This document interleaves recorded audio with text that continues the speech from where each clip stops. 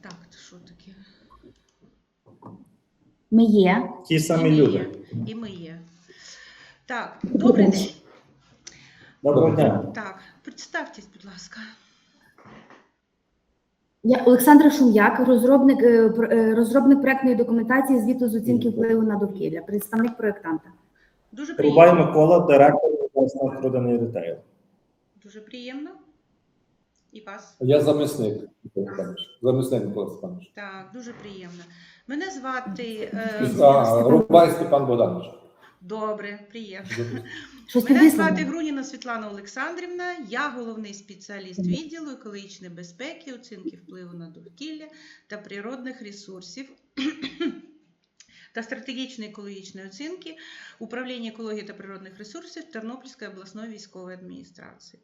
Сьогодні, 11 травня 2026 року, об 11 годині, ми зібралися для проведення громадських слухань, що проходять в рамках процедури оцінки впливу на довкілля,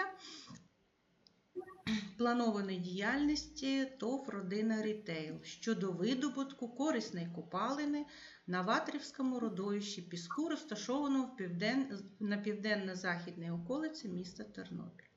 Реєстраційний номер справи у єдиному реєстрі з оцінки впливу на довкілля 16124.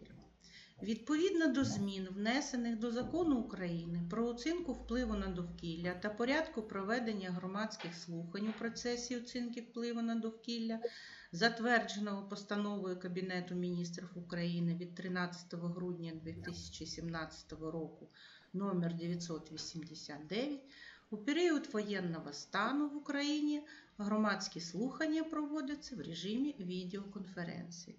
Оскільки я бачу, що представники громадськості відсутні на наших громадських слуханнях, то відповідно до порядку проведення громадських слухань складається акт про відсутність громадськості, і громадські слухання вважаються такими, що відбулося.